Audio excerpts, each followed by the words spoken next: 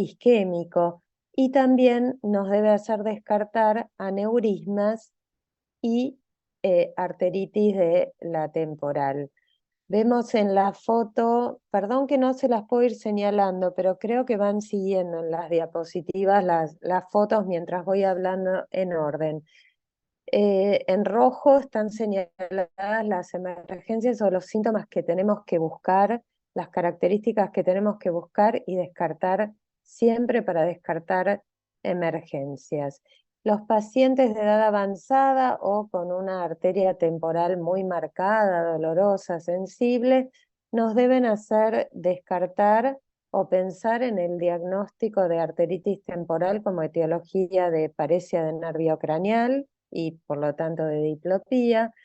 Paresia, parestesia, ataxia y afasia se presentan en una emergencia que es la variante de Miller-Fisher del síndrome de Guillain-Barré, y el ojo rojo que ven en esta paciente asociado de edema de músculos con presión ocular aumentada es causado por una fístula carótido cavernosa. Respecto de los antecedentes que debemos pesquisar, debemos preguntar por factores de riesgo cardiovasculares, arritmias cardíacas, distiroidismo, cáncer, infecciones. Por supuesto, un paciente con una neoplasia, con un cáncer, nos hace pensar en que debemos solicitar una neuroimagen en cualquier paciente que se presente con diplopía para descartar una metástasis en sistema nervioso central, por supuesto. Antecedentes de estrabismo y ambliopía. Un paciente con visión doble puede tratarse de una foria descompensada o un estrabismo, aunque haya sido operado, que se haya descompensado más adelante en la vida. Antecedentes de cirugía oftalmológica que pueden haber causado cicatrices o haber alterado algún músculo. Traumatismos, por ejemplo, en esta foto pueden ver un paciente con una esotropia secundaria a las fracturas que había sufrido en la órbita luego de un traumatismo encefalocraniano. Y por supuesto preguntar por medicación. ¿Por qué? Porque nosotros muchas veces preguntamos a los pacientes si presentan hipertensión, diabetes. Algunos médicos de hecho preguntan en la anamnesis si son sanos. Los pacientes contestan que sí, y cuando nos cuentan toda la medicación que están tomando, nos damos cuenta de que presentan antecedentes de hipertensión, diabetes, dislipemia, etcétera, que es lo que queremos descartar en estos pacientes. También el tabaquismo. Parecia del sextonaren. En este paper que cito al pie de la diapositiva, no beneficiaría en pacientes con, por ejemplo, una diabetes descompensada, pacientes que llegan y que tienen un laboratorio con una glucemia de 300, con una hemoglobina glicosilada elevada, que nos marca que el paciente viene mal controlado desde hace meses. Y en los pacientes mayores de 50 años con factores de riesgo vasculares, podríamos directamente observarlos y aguardar a que vayan mejorando espontáneamente. Esto lo dejo abierto porque en realidad ustedes sí podrían solicitar una neuroimagen, como vamos a ver a continuación, pero bueno, depende del lugar a donde uno ejerza, si conoce al paciente, si tiene una neuroimagen reciente, etcétera, etcétera. Bueno, los factores de riesgo vasculares los vimos recién: obesidad, sedentarismo, dislipemia, diabetes, hipertensión, tabaquismo y algunas alteraciones cardíacas. Y este paciente, como les comentaba, presenta una paresia del sexto, pero en este caso obviamente secundario a un traumatismo. Este otro paciente lo que presentaba era un meningioma, y fíjense que presenta exactamente el mismo cuadro. Lo que pasa es que, bueno, nosotros ya lo conocíamos, era la segunda vez que lo operaban, apenas apareció con la diplopía, sospechamos que había crecido el tumor. Respecto de la paresia del tercer nervio, les muestro este caso, que es un caso poco frecuente, pero nos sirve para mostrar, señalado con flecha roja, el mesencéfalo, la resonancia con una lesión en mesencéfalo hiperintensa. El paciente presentaba, fíjense, en posición primaria de la mirada, la foto del paciente en el medio, con una ptosis bilateral y también una limitación a la aducción del ojo izquierdo, que nos marcaba el compromiso, demostraba el compromiso bilateral del tercer par, en este caso no del tercer nervio, del tercer par de este paciente. Este era un caso raro debido a infliximab, una medicación que el paciente estaba recibiendo por su artritis psoriásica. Respecto del aneurisma, que es una de las emergencias que debemos pensar siempre y considerar en los pacientes que concurren con una paresia del tercer nervio, fíjense que está señalado con una flecha celeste. No puedo, a ver, voy a intentar, ahí supongo que lo ven. Este es el tercer nervio, ahora lo estoy marcando con la flecha, que se encuentra paralelo al curso de la arteria que estoy señalando, que es la comunicante posterior. En general el aneurisma se da acá, en la punta de la arteria comunicante posterior. Aquí se encuentran las fibras parasimpáticas, que bueno, son las primeras que sufrirían por ser periféricas, y debido a ese motivo el paciente con un aneurisma presentaría una paresia con un compromiso, una paresia del tercero con compromiso de la pupila. Esto también se los dejo abierto porque no es así en el 100% de los casos, pero una paresia con una midriasis, paresia del tercero con midriasis, es altamente sugestivo y nos debe hacer descartar un aneurisma de la comunicante posterior. Esta era una paciente que se presenta con una cefalea explosiva 10 en 10, fíjense la tosis completa, una exotropia del ojo derecho, o sea, la limitación a la aducción, también presentaba limitación a la elevación y a la depresión, una paresia del tercer nervio, en este caso ya presentaba una hemorragia subaracnoidea, y aquí el aneurisma se ve tratado con el coil en la diapositiva. Bueno, el comienzo repentino de parálisis del tercer nervio en relación a un aneurisma intracraneal indemne generalmente se considera una expansión del mismo con riesgo de ruptura inminente y necesidad de evaluación e intervención rápida, vale decir, constituye una emergencia. ¿Por qué?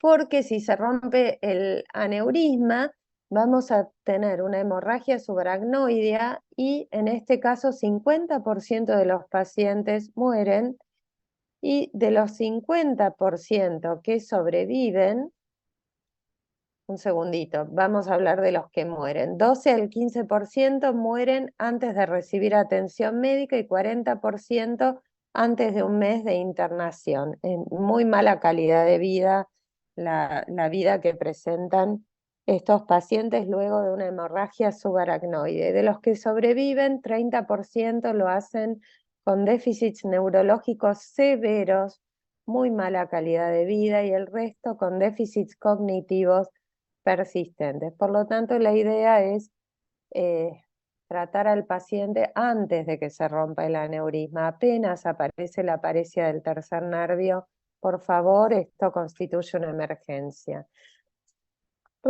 ¿Cuál es la conducta en la paresia del tercer nervio? Si no está aislado, vale decir si hay signos y síntomas asociados, ya sea de hipertensión endocraniana, ya sea de meningitis con fotofobia, cefalea, rigidez de nuca o hipertensión endocraniana, cefalea, náuseas, vómitos, siempre vamos a realizar una neuroimagen, de eso no hay dudas. Anteriormente habría habido dudas, o digamos la excepción que yo les comentaba respecto de la paresia del sexto nervio en pacientes ya conocidos con factores de riesgo microvasculares, diabéticos, hipertensos, mal controlados, tabaquistas, mayores de 50 años. Bueno, en estos pacientes, en pacientes con una paresia oculomotora completa y sin compromiso de pupila, en teoría se podría esperar y no realizar neuroimagen, y siempre, siempre tenemos que pensar y descartar emergencias, vale decir, arteritis temporal, en pacientes mayores de 50 ya hay que empezar a preguntar por los síntomas, en apoplejía pituitaria, buscar la apoplejía pituitaria, pacientes que pierden la visión, tienen un dolor de cabeza insoportable, algunos pierden el conocimiento y, como hemos hablado recientemente, aneurisma intracraneal.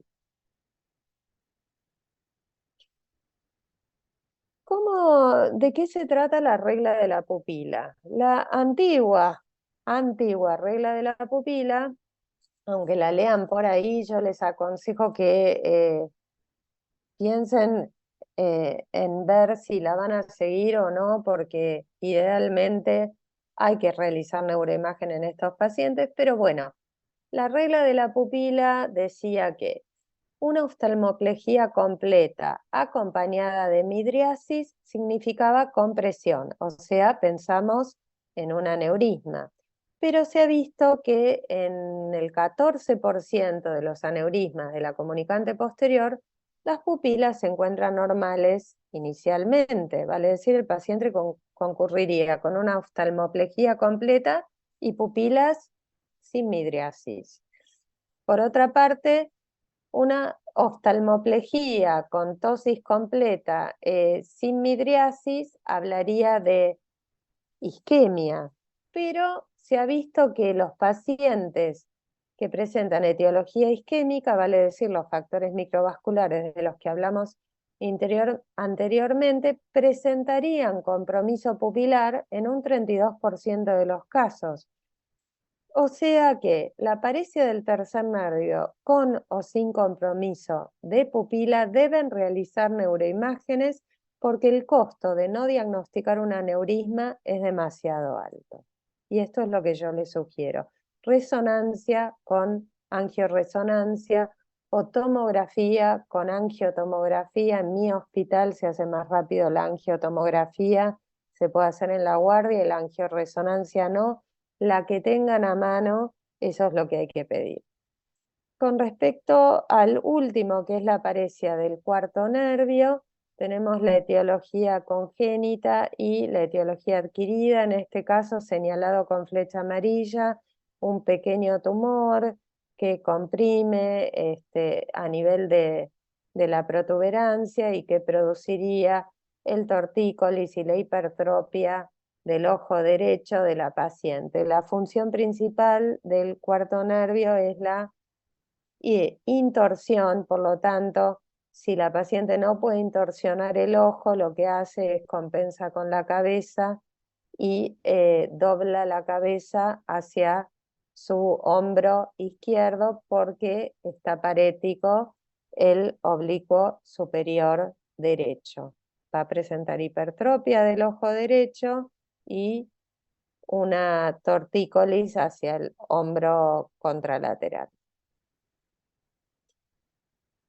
Y este es el paper que respalda la resonancia con contraste para todos los pacientes que se presenten como con mononeuropatías motoras oculares agudas, aisladas, independientemente de la edad, porque los estudios han demostrado claramente una prevalencia pequeña pero significativa de hallazgos importantes en este grupo de pacientes, favoreciendo las neuroimágenes en el momento de realizar diagnósticos. Si pueden, pídanlo. Vamos a hablar de parecias de múltiples nervios. Estos pacientes, por supuesto, se van a presentar con diplopía y si se trata de paresia de múltiples nervios craneales, tenemos que pensar en compromiso del seno cavernoso, donde se encuentran el tercero el cuarto, el sexto, pero también el quinto nervio. Estos pacientes van a presentar dolor o pérdida de la sensibilidad de la hemicara afectada y síndrome de Horner, porque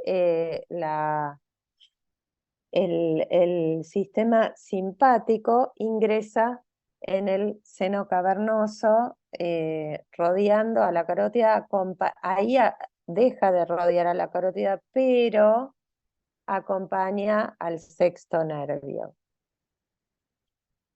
Si adicionalmente presentamos una pérdida de visión, vamos a pensar en una alteración a nivel anatómico del ápex orbitario.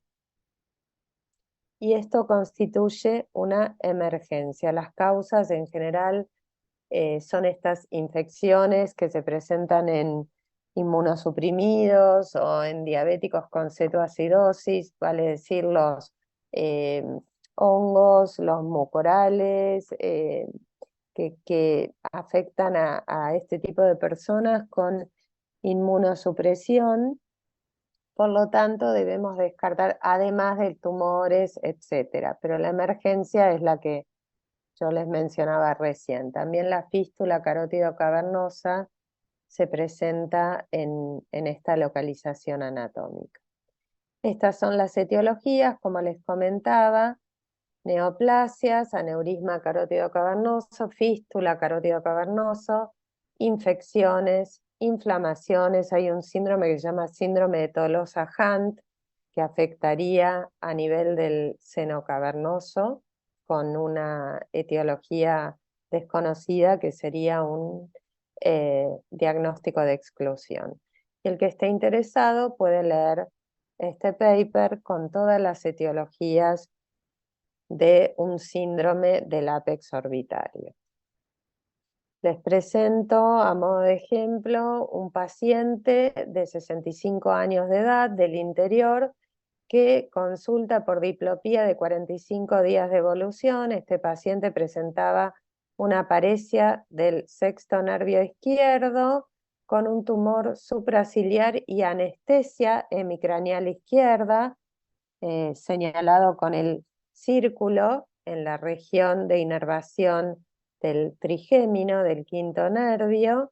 Entonces presentaba afectación del sexto, del quinto, y en la resonancia lo que salió era una invasión perineural, una diseminación perineural de un carcinoma escamoso que presentaba este paciente. Las parálisis de nervios oculares, entonces, como les comentaba, y para ir resumiendo, pueden producir como síntoma la diplopía, ya sea por afección de nervios aislados, cuyas etiologías serían la microvasculopatía. Hablamos de esto, de la causa más común, que serían las microvasculares; la causa congénita, que es una causa bastante frecuente de paresia de cuarto nervio craneal. Los pacientes aparecen con la paresia alrededor de los 30 y pico, 40 y pico y hasta 50 y pico años de edad. Un trauma, inflamación, neoplasias, y en rojo las emergencias. Aneurisma, como vimos, en general aneurisma de la comunicante posterior, pero los aneurismas pueden tener, por supuesto, otras localizaciones. Migraña oftalmoplégica, que es una causa poco común, y arteritis temporal. Todas estas serían causas de parálisis de nervios aislados. Estos signos en rojo, si el paciente presenta signos neurológicos, hablamos de signos de meningitis o de hipertensión endocraniana, si es menor de 50 años de edad, si presenta un antecedente de cáncer ya conocido, o si presenta progresión, un empeoramiento de la paresia a lo largo del tiempo, nos encontramos frente a una emergencia. Ojo con estos pacientes, tenemos que prestar mucha atención para buscar para descartar una emergencia o una causa, por supuesto, severa. Y los pacientes cuyas etiología, eh, la etiología parecia de múltiples nervios son síndrome del seno cavernoso o del ápex orbitario, como vimos recién, o la oftalmoplejía bilateral rápidamente progresiva, que tiene tres causas: miastenia descompensada, botulismo o síndrome variante de Miller-Fisher del síndrome de Guillain-Barré, o bien proceso meningio. Todos estos son signos de alarma. Todo lo que está escrito en rojo en esta diapositiva son banderas de alarma. En conclusión, hay que evaluar cada caso individualmente, buscar estos signos de alarma de los que hablamos recientemente. Es fundamental la sospecha clínica para diagnosticar las siguientes emergencias: aneurisma, apoplejía pituitaria, patología del vértice orbitario del seno cavernoso, oftalmoplejía bilateral rápidamente progresiva y arteritis en mayores de 50 años. Bueno, si hay alguna pregunta, me la hacen ahora antes de que empecemos con los otros dos temitas. Espero haber sido clara y cualquier cosa amplían con la bibliografía. Muchas gracias. Eh, Muy clara, Moira. ¿Alguna pregunta que le quieran hacer a la doctora? Si no, continuamos con la próxima presentación. Ujú. Bueno, seguí, Moira, porque no hay preguntas. Genial. Bueno, cualquier cosa me mandan al mail. Vieron los mails ahí míos.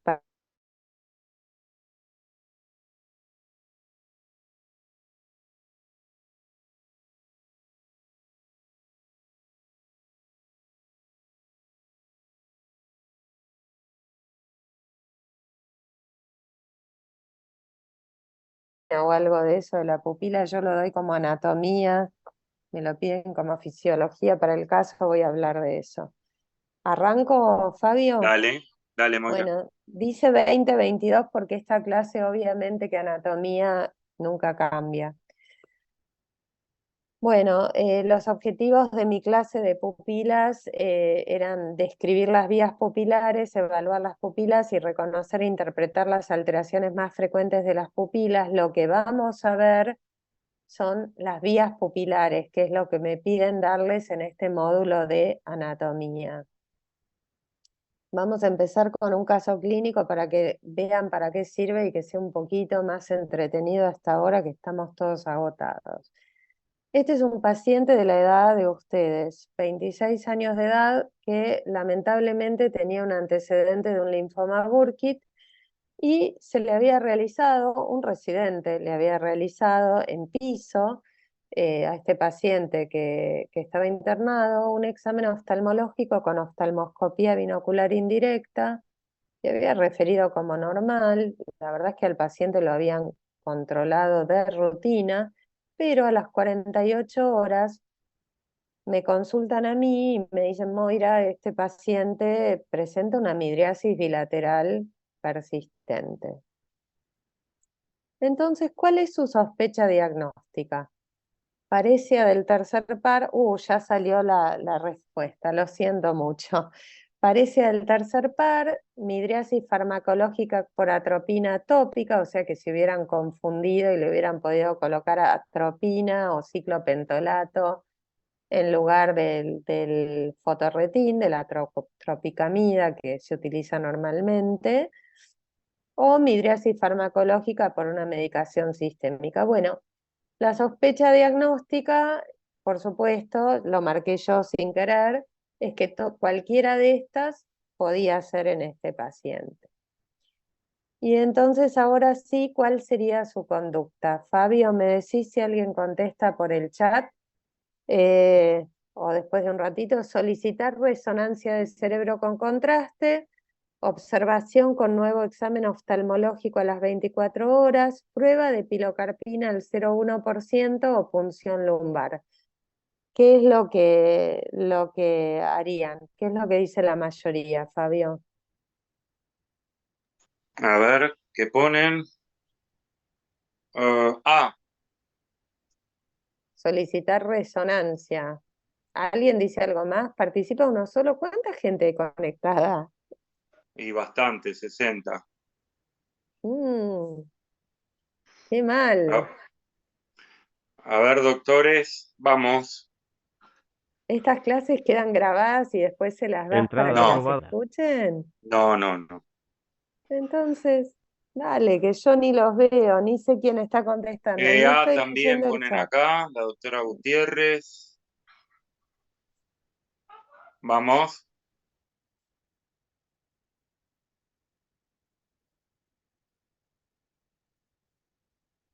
Bueno, voy a Bueno, tener son que los dos. seguir. A ver, alguien más ahí. C pusieron. La doctora Rano puso C. Ok, ok. Bueno, está bien. Entonces, ¿cuál sería su conducta? Y yo estoy acá para que ustedes aprendan. A mí no me suma particularmente, yo esto ya lo sé. La resonancia en este paciente es normal. ¿Por qué pido resonancia en este paciente? Porque es un chico joven, menos de 50 años, y presenta un antecedente de cáncer, está con un linfoma, entonces la resonancia se la pido. Presenta la midriasis persistente y tengo que buscar qué es lo que está pasando. ¿Cuál es la evolución de este paciente? Fíjense, las fotos son malas porque son de 2006, pero se ven las pupilas de color rojo, o sea, la midriasis persistente, pero además en la foto del centro se suma una ptosis completa en el ojo derecho, fíjense, y entonces ahora, ¿en qué estoy pensando? ¿Cuál es su sospecha diagnóstica en este punto? Por favor, que conteste alguien más y que no sean solo mis residentes, la doctora Rano y no sé quién más contestó. ¿Cuál es la sospecha diagnóstica en este punto?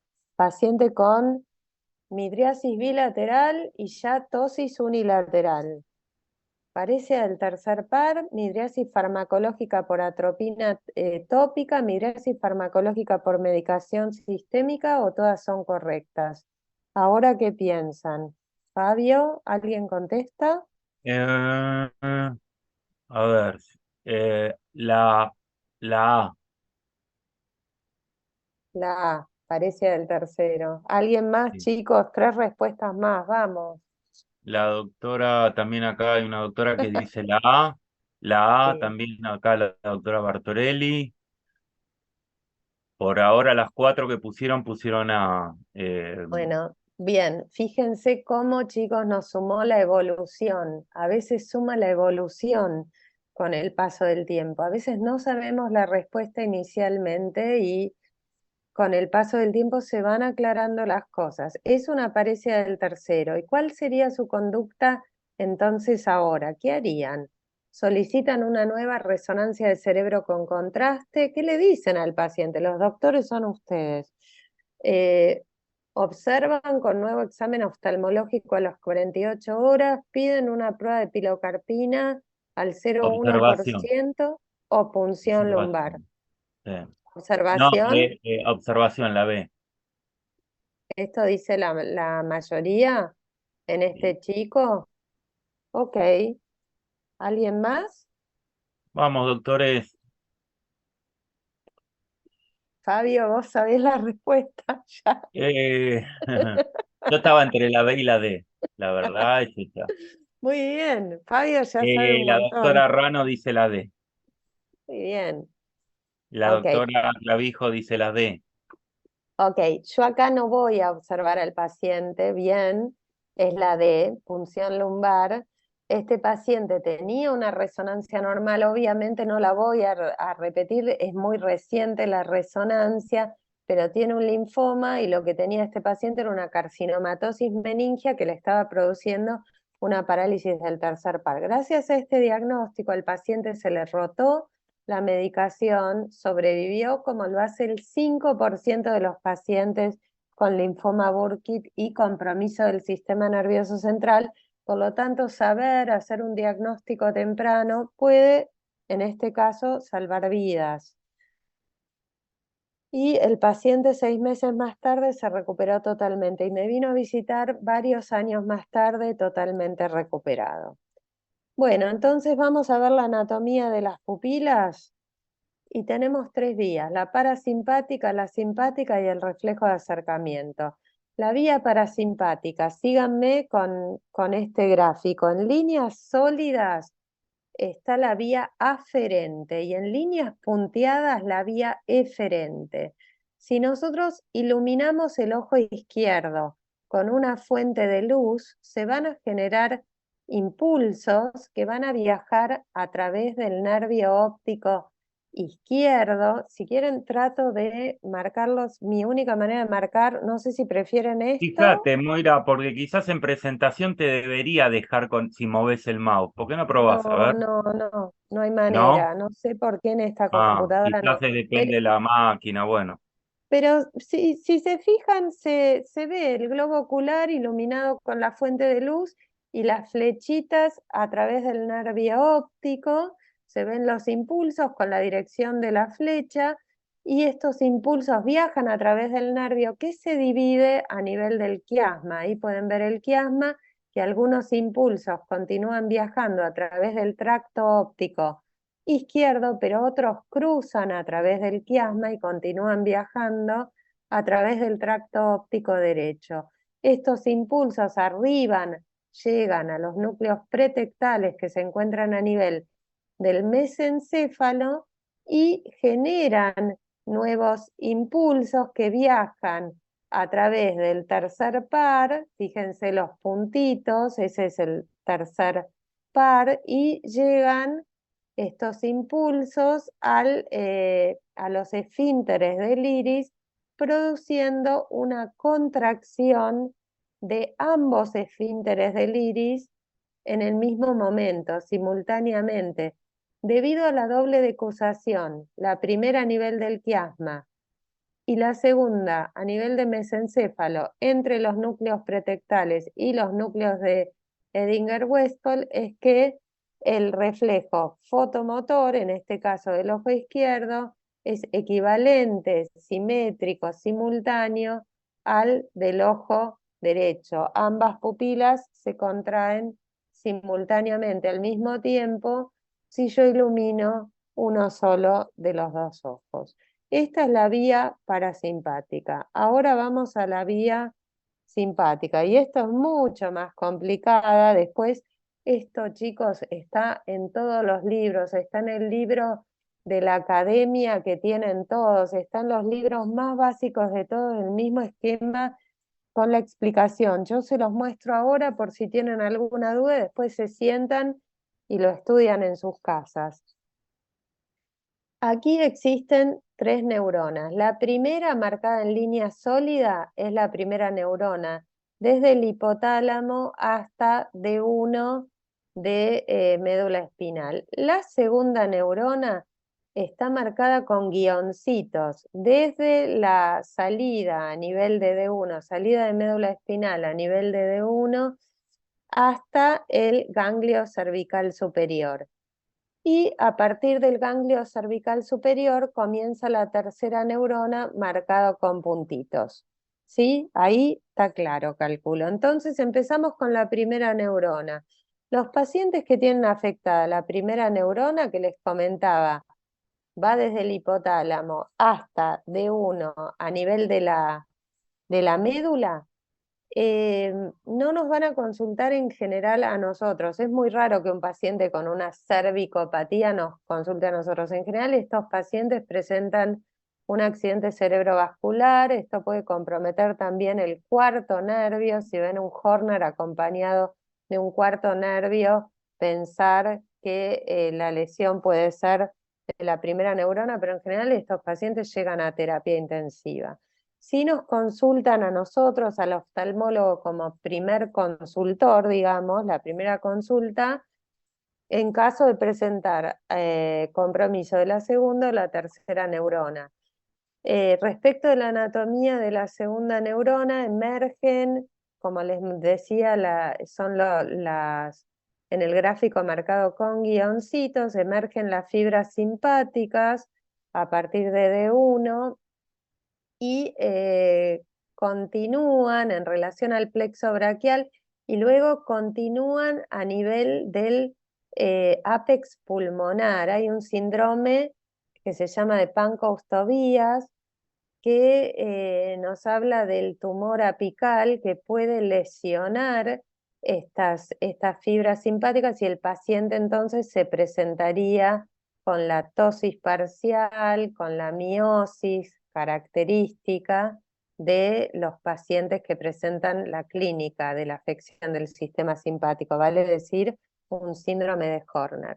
Estas fibras de la segunda neurona continúan ascendiendo en relación al sistema carotidio hasta llegar al ganglio cervical superior y luego algunas de estas fibras, ahora marcadas en puntitos, comienza la tercera neurona, continúan junto con las glándulas sudoríparas faciales, por eso estos pacientes pueden presentar anhidrosis y otros pacientes, y las otras fibras continúan ascendiendo junto con la carótida interna para ingresar en el seno cavernoso junto con el sexto nervio, como les comentaba. ¿Se acuerdan que hablamos recién del seno cavernoso que puede producir síndrome de Horner, este síndrome del seno cavernoso, porque las fibras viajan a través del seno cavernoso y luego ingresan a la órbita a través de la hendidura esfenoidal junto con la arteria oftálmica y la división oftálmica del trigémino y finalizan en el músculo de Müller y los retractores del párpado, por eso al afectarse se produce una ptosis muy pequeña de 1,5 milímetros, a veces imperceptible, y también finalizan en el músculo dilatador de la pupila, por eso si se ven afectadas, el paciente va a presentar miosis, porque estas fibras no van a llegar o no van a actuar en el músculo dilatador de la pupila. Bueno, y por último, el reflejo de acercamiento, cuya vía anatómicamente no está bien delineada, que producen miosis, acomodación y convergencia. Esta vía se cree que estaría en el mesencéfalo, disociada de la vía del reflejo fotomotor, y se evalúa únicamente en ausencia del reflejo fotomotor. De esto mucho más ya no vamos a hablar. Bien, terminamos con esta segunda parte y todavía me queda una clase, así que tenemos 10 minutitos más. Esto, si tienen alguna duda, chicos, lo leen, me mandan las preguntas. ¿Puedo seguir con la última clase que me quedan 12 Sí, se minutos? entiende perfecto. Acá pusieron, así que dale para adelante, Moira. Pues, Ay, qué bonita. sí, mis hijitas hermosas que se No, no, pusieron no, ahí, no. perdón. Fabio, No, no puedo abrir la última clase. Qué desastre. Espera, stop share. sí, Espera un tranquila, tranquila. cachito. Ah, Ahí la abro y sí, no hay problema. vuelvo a A sharing. compartir, claro. Sí, estamos mal hasta ahora que ya... ¿Se ve? Sí, ponela en presentación, ya veo tu máquina. Ponela ahí, Genial. nervio Bien. espacial, cuando quieras, Moira. Bueno, última clase. Sí, dice 2022 porque yo ya estas clases no tienen mucha actualización. Anatomía, la verdad que es siempre lo mismo a través del tiempo. Bueno, los objetivos de esta presentación es que al finalizar la misma ustedes puedan reconocer las manifestaciones clínicas de parálisis facial, enumerar las causas de parálisis facial, reconocer los trastornos de hiperactividad facial y enumerar las opciones terapéuticas para hiperactividad facial. La mala noticia es la siguiente. Bueno, les voy a hablar de parálisis facial y trastornos de hiperactividad facial. Vamos a empezar con parálisis facial. La mala noticia es la siguiente. Yo no puedo mostrarles las imágenes de los pacientes, las caras de los pacientes que yo mostraba en las clases presenciales. Cuando volvamos a la presencialidad, si es que alguna vez volvemos, Fabio, podré mostrar los videos de estos pacientes, si no Está por un bien, tema está bien. legal no tengo el consentimiento de estos pacientes para que su cara circule por la web con una parálisis facial o con un trastorno de hiperactividad facial. Así que les voy a más que nada, les voy a describir esto y no sé, veremos de qué manera les puedo mostrar a estos pacientes. Si no, yo calculo que todos en sus servicios donde estén aprendiendo habrán visto o podrán ver pacientes con estas patologías.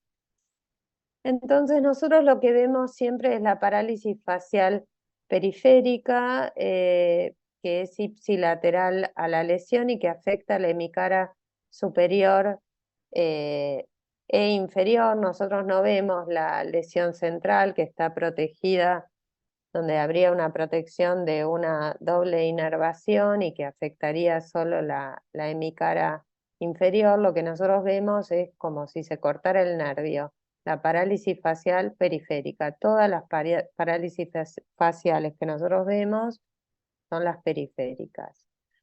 Y lo que vamos a ver en estos pacientes, lamentablemente esto es aburrido porque no les puedo mostrar el video, pero bueno, les digo lo que le tienen que pedir a los pacientes que hagan.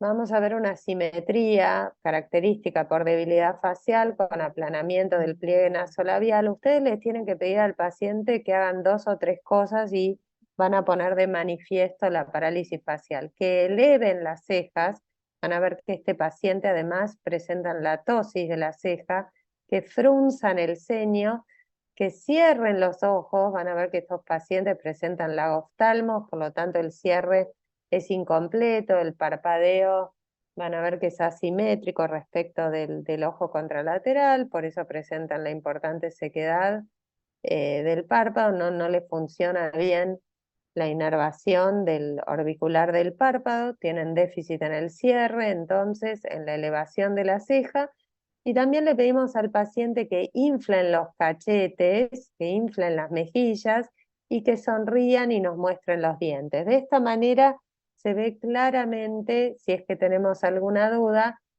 si el paciente presenta o no una parálisis facial. La etiología más común es la parálisis de Bell, vale decir, la causa idiopática, que algunos dicen que sería viral, pero lo cierto es que no se sabe bien cuál sería la causa. Otros pacientes, la causa infecciosa por meningitis o por herpes, causa vascular, desmielinizante, neoplásica, por supuesto, las neoplasias, un tumor, esto sí he visto y bueno, por un tumor a nivel del cerebelo, un glioma pontino, se puede ver que comprime el séptimo nervio, que aquí voy a salir de nuevo para mostrarles.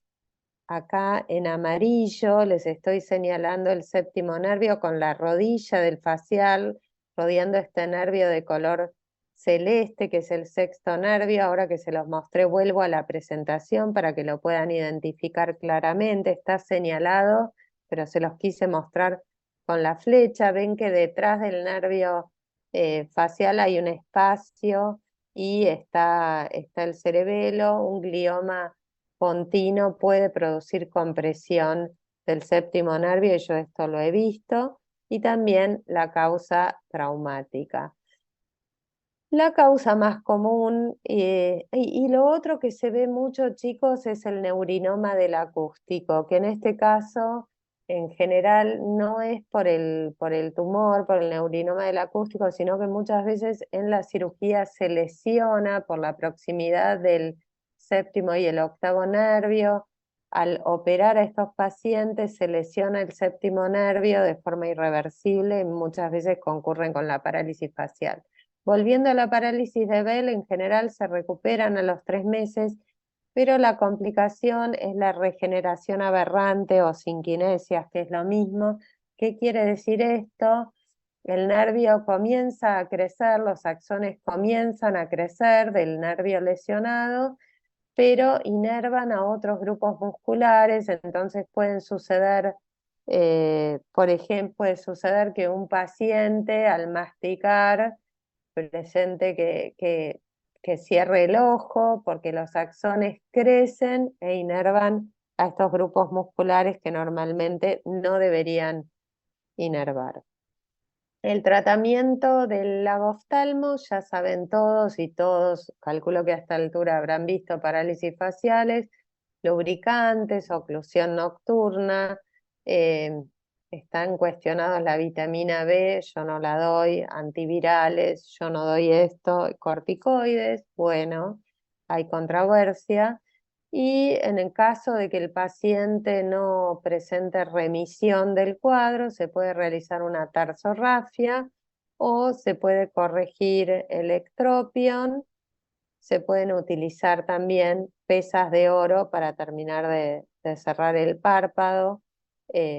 También se puede utilizar toxina botulínica, pero tiene un efecto transitorio. Bueno, vamos a los síndromes de hiperactividad facial, que nos quedan pocos minutitos. Los mismos son blefaroespasmo esencial, espasmo hemifacial y mioquimias. Las mioquimias verdaderas no se tratarían de lo que llamamos todos mioquimias, que es el latido benigno del párpado, que cede, que está en relación a la adrenalina, al estrés y que cede espontáneamente. Las mioquimias verdaderas, según la bibliografía, serían aquellas que van aumentando a lo largo del tiempo hasta comprometer la hemicara y no serían tan benignas. De esto mucho más no voy a hablar. Vamos a continuar con la clase. Vamos a hablar de blefaroespasmo esencial. Todos habrán visto el blefaroespasmo esencial. A ver si alguno se acuerda, Fabio, vos esto lo sabés de memoria, pero como no puedo mostrar videos, si alguno se acuerda de algún político, no la vi en esta elección, es una mujer con blefaroespasmo esencial, que cerraba los ojos, ambos al mismo tiempo, así se ve el blefaroespasmo esencial, es Stolbizer. bilateral. Stolbizer, Margarita Stolbizer. ¿Alguien lo dijo o vos? No, yo. Bueno, alguno busque algún video de Margarita Stolbizer antes de hacerse el Botox, que se hizo antes antes de presentarse a las elecciones, y van a ver un típico blefaroespasmo esencial, un cierre involuntario, espasmódico de ambos ojos. Ojo que esto se supone que es benigno, pero yo tengo una paciente joven de 20 y pico de años que es actriz, no se puede presentar a los castings por este motivo y sufre muchísimo por este tema. Se trata de la contracción del orbicular asociado al descenso de las cejas, como les decía, es involuntario y desaparece durante el sueño. En general es de causa desconocida y hay que realizar diagnóstico diferencial con el blefaroespasmo reflejo por irritación del quinto nervio en el ojo seco severo o la irritación meningia. Y el segundo síndrome es el síndrome de Meigs, donde se afectan otros músculos de la mímica facial. En general no se circunscriben estos espasmos a los párpados, sino que también comprometen la hemicara y hasta el cuello. Y el diagnóstico diferencial son las distonías tardías secundarias a drogas. De todas formas, el que haya visto el síndrome de Meigs no se lo olvida. Y el espasmo hemifacial. El tratamiento tanto del blefaroespasmo como del síndrome de Meigs es el Botox. En general la gente anda muy bien, lo que pasa es que hay que repetirlo periódicamente, pero en general los pacientes andan muy bien con este tipo de tratamiento. Lo demás, si bien está mencionado en la literatura, en mi experiencia no se hace / no funciona. Y el mecanismo sería el bloqueo de la transmisión neuromuscular por interrupción de la liberación de acetilcolina y por supuesto el efecto es de pocos meses. Los efectos adversos son la tosis, la diplopía, la equimosis local y la exposición corneal. Y en el caso del espasmo hemifacial, para ir terminando, se trataría de un espasmo unilateral episódico de los músculos faciales de la cara que dura minutos a segundos. Esto es la verdadera, en teoría, mioquimia, el latido del orbicular no tan benigno, que se inicia que de esta forma inicia un espasmo hemifacial y que a diferencia del blefaroespasmo persiste durante el sueño. Y yo les cuento que yo tuve un paciente que inició de esta forma con el latido del orbicular. Su médico clínico le pidió una resonancia común sin contraste, no encontró absolutamente nada y me vino a ver después de un tiempo, le pedimos una angioresonancia y el paciente tenía un neurinoma del acústico.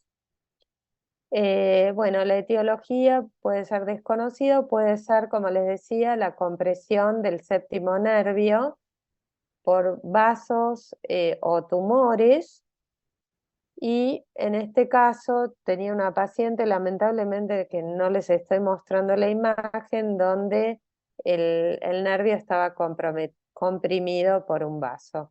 El tratamiento también, en general, es la toxina botulínica tipo A, si bien están descritos diversos procedimientos quirúrgicos que en mi experiencia, la verdad es que no se hace y no creo que nadie se quiera realizar el procedimiento de Llaneta, que es colocar una esponjita entre el vaso y el nervio, pudiendo realizar tratamiento con toxina botulínica.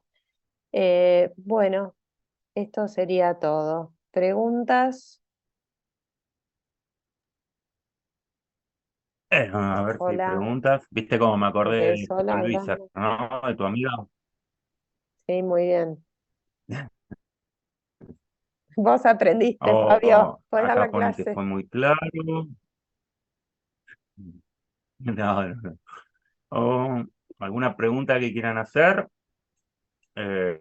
Bueno, espectacular, Moira, la metiste en una hora. ¿Viste? Estoy canchera ya. Bueno, chicos, cualquier Estás canchita. cosa me mandan, si quieren vuelvo a poner mi mail o no hace falta, ya lo Justo tienen ahí. si no Bueno, justo yo te descompartí, pero si no, decilo, Moira, sí, decilo no, porque verbalmente, no hay no, problema. no te preocupes, el que sacó una foto sacó y si no es Bien. moira.alzul@hospitalitaliano.org.ar, ¿eh? Me mandan un mail y resuelvo dudas. Bueno, Moira, gracias Bueno, como siempre, y un placer que hayas bueno. estado, ¿sí? Hasta luego, que terminen bien el día. Un besito, Chao. Moira, gracias.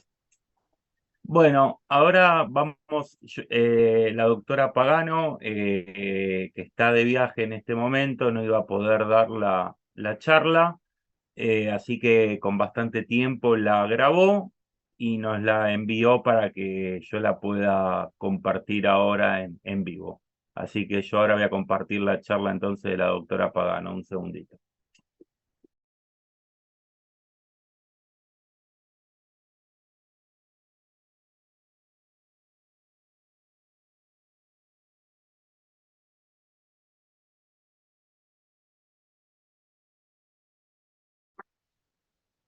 Bueno, buenas tardes. Yo soy la doctora Carla Pagano Boza y me pidieron que hable de este tema que es irrigación y sistema linfático de la órbita. Mm, Entonces, vamos a pasar. Como objetivos de esta clase, me gustaría que aprendan a describir la anatomía del sistema vascular y el sistema linfático orbitario. Vamos a pasar con esto y a enumerar las implicancias clínico-quirúrgicas en relación a estas estructuras. Entonces, ¿qué es la órbita? La órbita son dos cavidades óseas que contienen en su interior a los globos oculares, los músculos extraoculares, la grasa, como así también lo que son vasos sanguíneos, ya sea venas y arterias, nervios y un sistema linfático.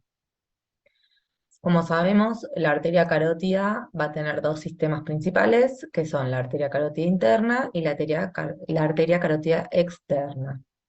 La carótida interna se encarga de irrigar lo que es encéfalo, el ojo y la órbita, y la arteria carótida externa, lo que sería el resto de la cara, cuero cabelludo y cuello.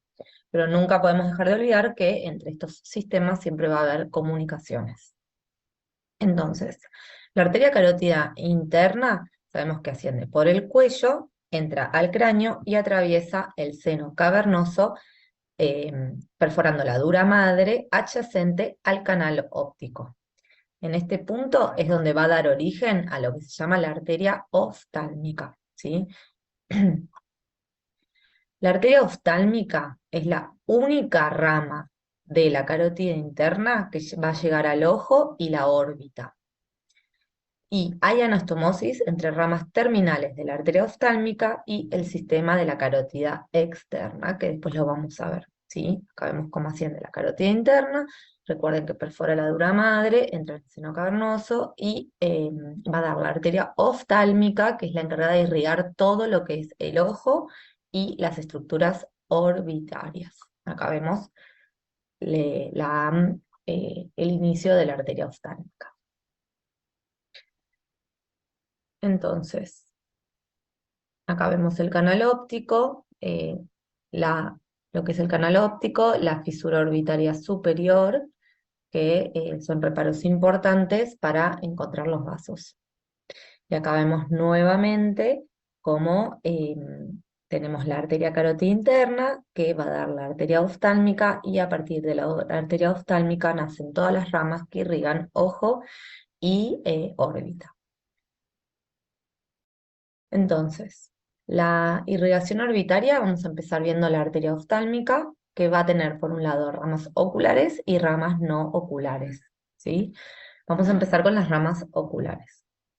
Las ramas oculares de la arteria oftálmica van a incluir a la arteria central de la retina, que es esta que vemos acá, que básicamente va a entrar al ojo y va a irrigar toda la retina, y va a dar arterias ciliares posteriores y arterias ciliares anteriores. Dentro de las arterias ciliares posteriores vamos a tener las laterales y las mediales. Acá vemos la arteria ciliar medial y la arteria ciliar lateral. Posteriores, que a la vez van a dar la arteria ciliar medial posterior, va a dar arterias ciliares cortas y largas. Las arterias ciliares cortas, que serían estas de acá, van a irrigar lo que es cabeza del nervio óptico y coroides. Son entre 6 y 12 arterias que nacen cuando la arteria oftálmica cruza al nervio óptico. Las arterias ciliares posteriores largas, que serían más bien estas de acá, van por dentro de la esclerótica para terminar irrigando lo que es cuerpo ciliar y el iris. En general, perforan la parte posterior de la esclerótica para recorrerla y llegar a la zona del iris y del cuerpo ciliar. Luego vamos a ver más adelante que existen también las arterias ciliares anteriores, que vienen de ramas de las arterias musculares, que son a la vez ramas de la arteria oftálmica, y que irrigan conjuntiva, esclera y los músculos rectos. Pero eso los vamos a ver después, porque acá estamos viendo las ramas oculares. Acá vemos nuevamente, tenemos la arteria oftálmica con sus ramas oculares, que la primera dijimos la arteria central de la retina, las arterias ciliares posteriores laterales, que vamos a tener cortas y largas luego, y las arterias ciliares posteriores mediales. Recuerden, las arterias ciliares anteriores van a irrigar estructuras extraoculares. Y acá vemos nuevamente a la arteria central de la retina y las arterias ciliares posteriores mediales y laterales, ¿sí? Que van a irrigar, ya como dijimos, las estructuras del ojo. Luego, la arteria oftálmica va a tener ramas que son no oculares, o sea, van a irrigar estructuras orbitarias, pero que no son el ojo. ¿Cuáles vamos a tener? Bueno, acá tenemos el vistazo general, fíjense cómo se ramifica la arteria oftálmica. Y dentro de las ramas no oculares vamos a tener las ramas musculares. Una es la rama del recto lateral, la del oblicuo inferior, la del recto inferior, la del recto medial, oblicuo superior y la del recto superior. Y no hay que olvidarse que también tenemos el músculo elevador del párpado, que también es irrigado por la arteria oftálmica. Acá vemos, entonces, en líneas generales, lo que son las ramas musculares. Recuerden que las arterias ciliares anteriores van a venir de estas ramas y que todos generan dos arterias ciliares anteriores, excepto el recto lateral, que va a tener una sola. ¿Sí? Es el único que genera una sola ciliar anterior. Y las arterias ciliares anteriores salen de los músculos cerca de su inserción y estos se insertan en la esclerótica para ir a irrigar lo que es el segmento anterior y terminar por anastomosarse con las ciliares posteriores largas que habíamos visto previamente.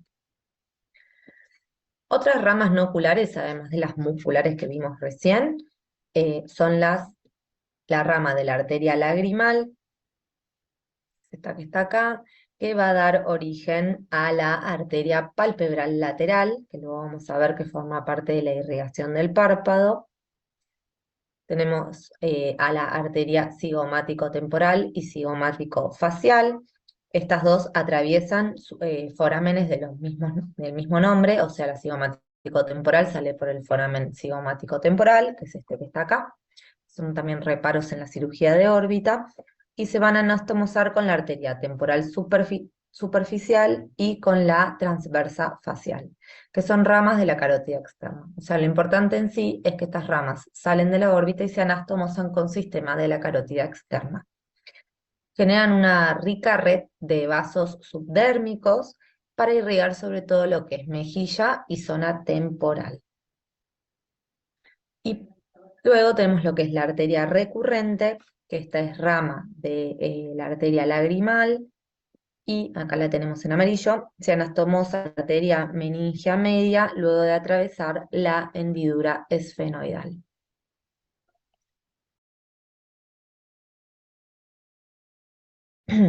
Otras ramas no oculares de la arteria oftálmica van a ser la arteria etmoidal posterior, que es esta que vemos pintada amarillo, que va a salir por este foramen.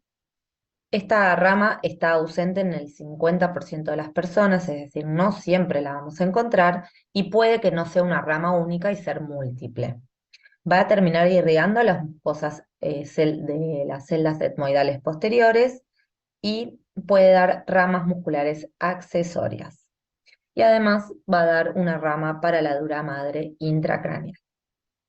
Después tenemos a la arteria etmoidal anterior, que va a irrigar las mucosas de las celdillas etmoidales anteriores, también el seno frontal, pared lateral de la nariz, el tabique nasal, y también da una pequeña rama que puede ir a la dura madre atravesando la lámina cribiforme, ¿sí? Recuerden que acá esto es pared interna de la órbita, entonces tenemos el etmoides. Luego, otras ramas no oculares, vamos a tener la arteria supraorbitaria, que es esta que vemos acá, que tiene ramas accesorias para los músculos, recto superior, elevador del párpado y oblicuo superior. Y saliendo por el agujero supraorbitario o a través de una hendidura supraorbitaria, salen hacia lo que es frente, cuero cabelludo, frente y cuero cabelludo, perdón. La otra rama va a ser la arteria nasofrontal. La nasofrontal es rama de la arteria oftálmica. Y va a dividirse en la arteria supratroquear y la arteria nasal dorsal. La supratroquear es esta que vemos acá, y la arteria nasal dorsal. La arteria supratroclear va a ir a irrigar lo que es pared medial de la frente y ceja, mientras que la arteria nasal dorsal va a irrigar puente de la nariz, frente y cuero cabelludo. Y esta, la nasofrontal, va a dar, la nasal dorsal va a terminar dando la arteria palpebral medial. Recuerden que la arteria palpebral lateral la daba la arteria lagrimal y que luego entre la arteria palpebral medial y la lateral van a dar la rica irrigación que tiene el párpado. Acá tenemos la arteria palpebral medial, recuerden que es rama de la arteria nasal dorsal. Entonces, pasando a lo que es el aporte vascular de los párpados, vamos a tener aporte desde la arteria supraorbitaria, desde la arteria supratroclear. Recuerden la arteria palpebral medial, que viene de la arteria nasal dorsal, la arteria palpebral lateral, que era rama de la arteria lagrimal, y acá tenemos dos arterias que vienen del sistema de la carótida externa para hacer aporte a la irrigación palpebral, anastomosándose con ramas que irrigan en forma directa los párpados, que son la arteria infraorbitaria y la arteria angular.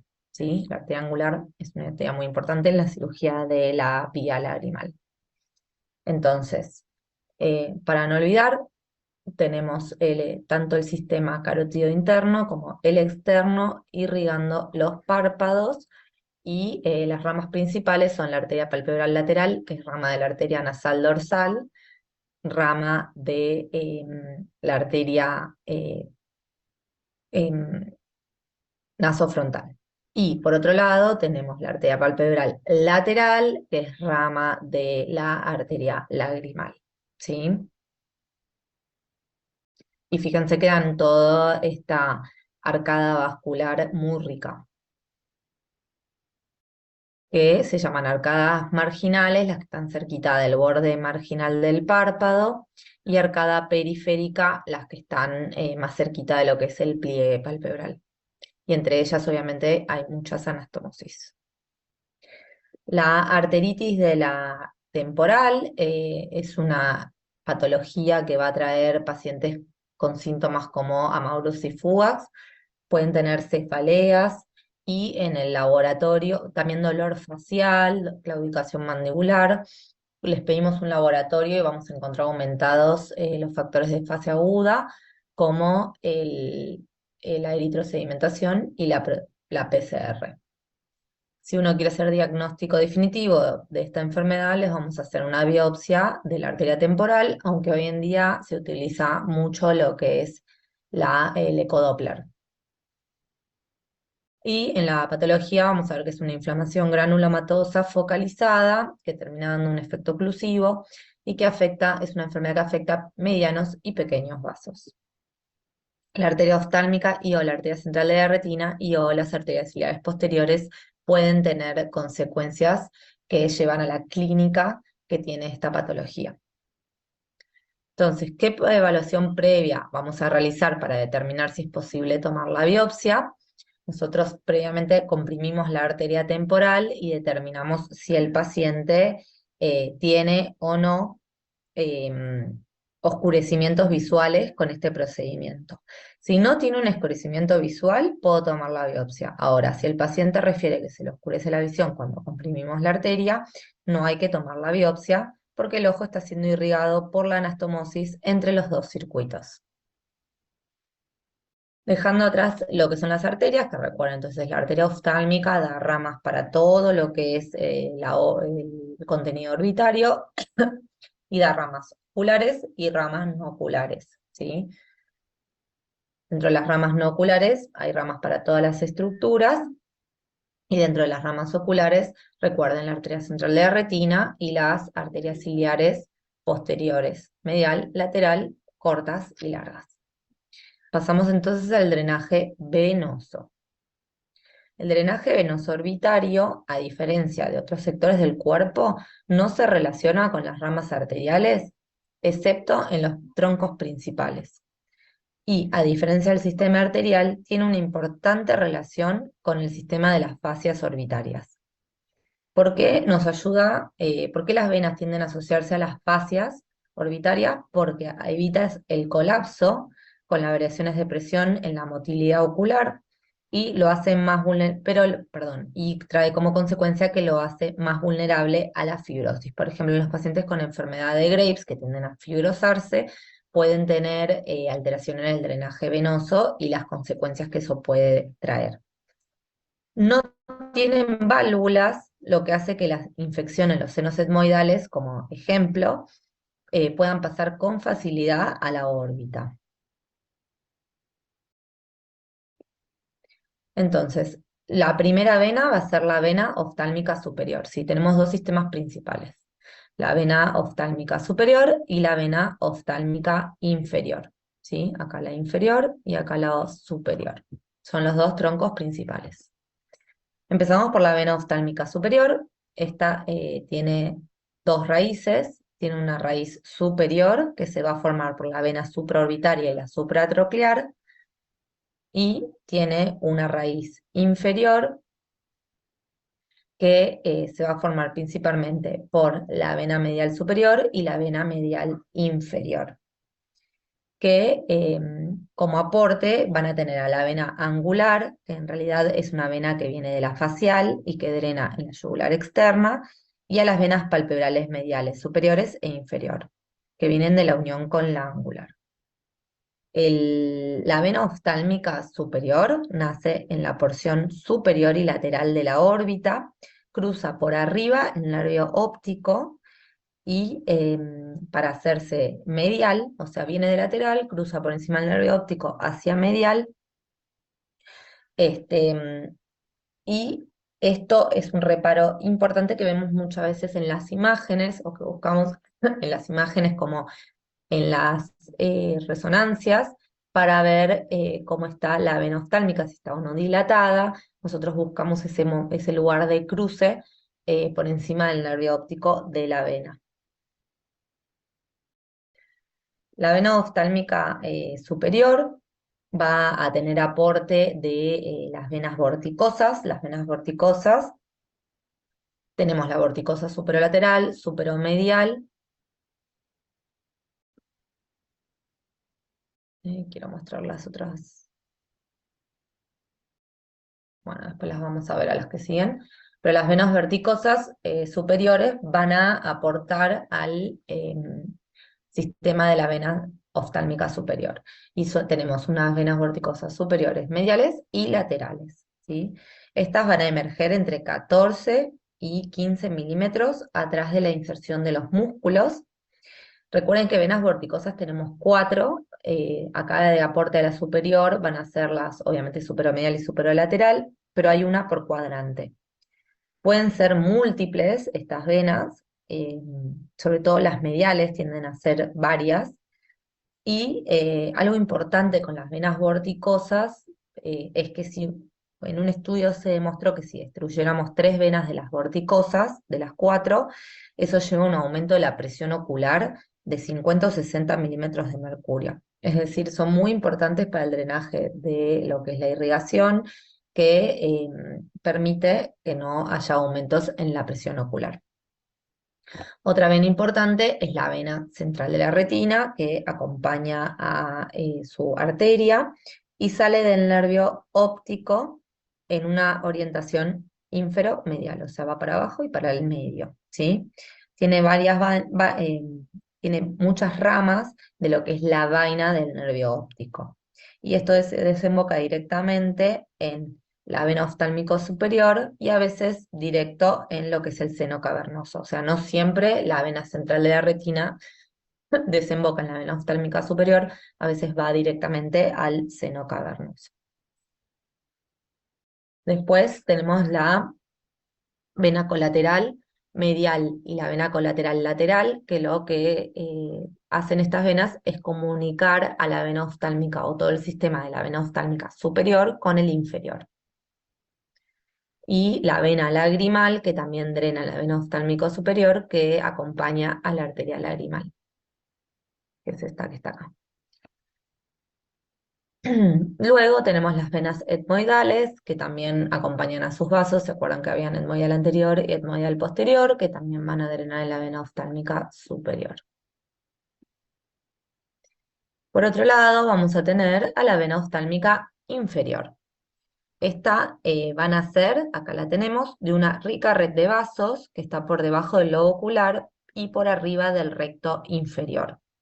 Va a traer sangre de lo que es el párpado inferior, el saco lagrimal, las vorticosas inferior, medial y lateral, acuérdense que son 4, y las venas colaterales, mediales y laterales que comunican a esta vena con el sistema superior.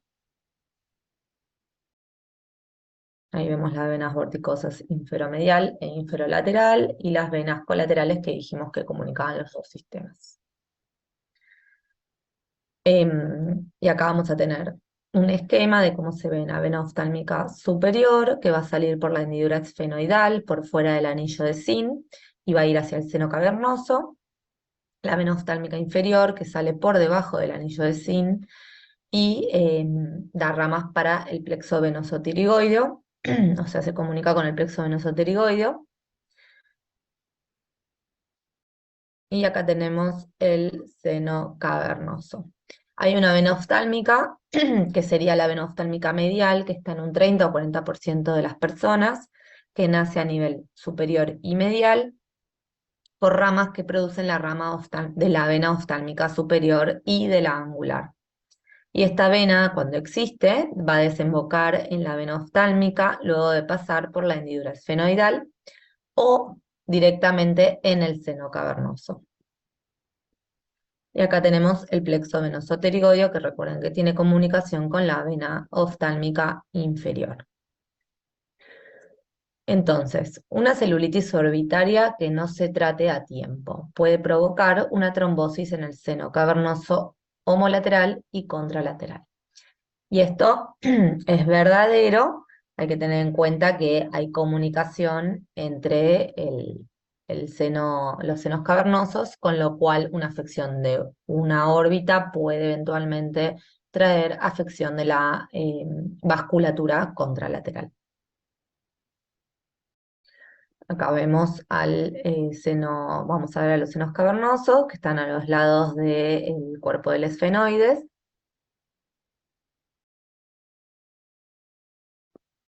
Este es el seno cavernoso, acuérdense que está en relación con la glándula hipófisis. Ustedes se lo van a acordar más que todos nosotros, pero es un reparo importante para buscar los senos cavernosos en las imágenes. Y que ambos senos cavernosos, de un lado y del otro, están interconectados por los senos intracavernosos anterior y posterior, por delante y por detrás de la hipófisis. Acá vemos. O sea, hay comunicación entre los senos cavernosos. Y acá está la arteria carótida interna, que ya habíamos explicado que primero entraba el seno cavernoso y después daba la rama oftálmica, cerca de la hendidura óptica. Ahí vemos. La vena oftálmica superior drenando en el seno cavernoso y las comunicaciones entre los senos cavernosos.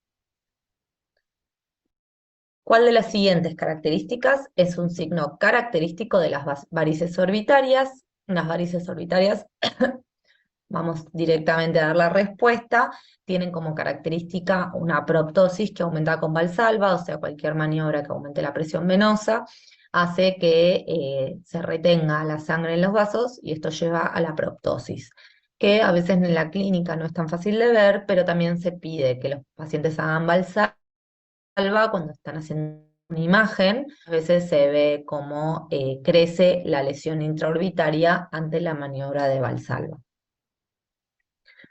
La varice orbitaria obviamente está formada por una rica red de vasos venosos anómalos en la cavidad orbitaria, y acá vemos cómo crece la lesión cómo se produce la proptosis en el momento de Valsalva. Fíjense la lesión antes del Valsalva y cuando hace el Valsalva cómo crece la lesión, cuando se hace la maniobra del Valsalva.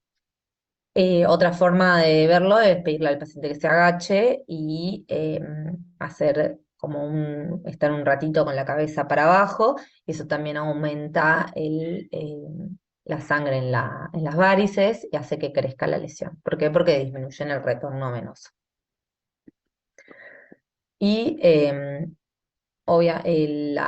es la clínica principal, esas alteraciones en la posición ocular que llevan a que consulte, le hacemos la imagen, que muchas veces con la imagen terminamos estando bastante orientados en el diagnóstico, y el tratamiento va a depender del tamaño y la localización de la varice.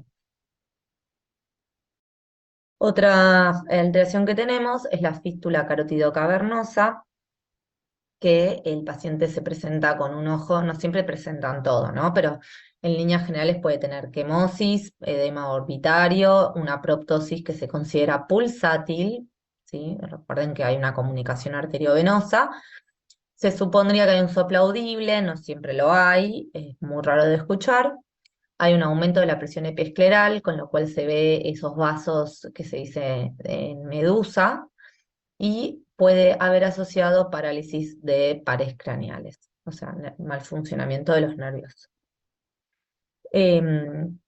Obviamente, como signos tomográficos o en resonancia que vamos a ver en las fístulas carótidas cavernosas, como hay un aumento del flujo venoso anormal, un signo importante es la hipertrofia de los músculos extraoculares, que los vamos a ver agrandados, y un aumento del calibre de la vena oftálmica superior, que si no la encontramos fácilmente, acá se ve fácilmente porque está muy grande, pero si no la encontramos fácilmente, recuerden que la buscamos en un corte axial, en el momento en que cruza por encima del nervio óptico, ¿sí? Recuerden que viene de lateral a medial y nosotros buscamos ese cruce para ver su calibre.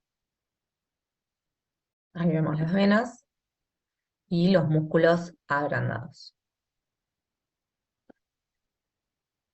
Bueno, con eso tenemos la información que creo que es más importante que se deberían llevar con lo que es la red venosa, para pasar a la parte linfática, que es la más corta. ¿Qué sabemos sobre los linfáticos orbitarios? Que históricamente se pensó que no había linfáticos en la órbita. Según la ubicación orbitaria, el exceso de líquido y proteínas se irían por difusión. Ahora, ¿dónde se encuentran los canales linfáticos en la órbita? No siguen el trayecto de arterias y venas, y se encuentran distribuidos de una manera diferente, ¿sí? No quiere decir que estén desordenados, pero no, sí hay sistema linfático orbitario. Lo que se sabe hoy en día no es que se sabe, no es que hay vasos linfáticos organizados que se pueden describir que van todos de la misma manera, sino más bien que lo que es órbita anterior va a drenar a los linfáticos conjuntivales y palpebrales, y los linfáticos conjuntivales y palpebrales drenan a los linfáticos preauriculares, submandibulares y cervicales profundos. Mientras que lo que es órbita posterior drena a el seno cavernoso directamente. Estos son trabajos que si a alguien le interesa leer sobre lo que son los linfáticos orbitarios. Pero nuevos estudios encontraron esto, que los linfáticos estarían principalmente por la zona de la glándula lagrimal, a nivel de lo que es dura madre y aracnoides que recubren el nervio óptico, y a nivel de lo que es el ápex orbitario. Usaron microscopía e inmunohistoquímica enzimática para ver estos linfáticos, no son fáciles de ver, y también tinciones específicas para células endoteliales que resalten las células de los canales linfáticos. También tuvieron que usar marcadores inmunohistoquímicos especiales para poder ver la presencia de linfáticos orbitarios, que les recuerdo que mucho tiempo se creyó que no había.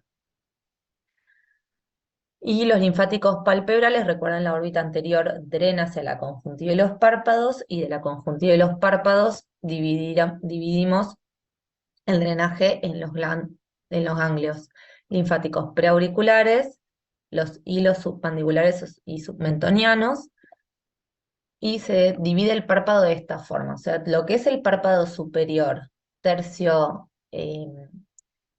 lo que es tercio, 2 tercios externos del párpado superior y tercio externo del párpado inferior van a drenar a los ganglios linfáticos preauriculares, mientras que los 2 tercios internos del párpado inferior y el tercio interno del superior van a drenar a los submandibulares y de ahí van a los cervicales. Y con esto podemos decir que hemos llegado al final de esta clase, que es un poquito pesada, pero tratamos de hacerla llevadera con algunas implicancias clínicas o aplicaciones clínicas de todo lo que vimos. Así que voy a prender la cámara y cualquier duda o pregunta acá me la pueden hacer, y si no, yo dejé mi mail al principio de la clase para que también puedan consultar. Y les quería agradecer por su atención. Y agradecer también al doctor González Barlatay, con quien armamos esta clase.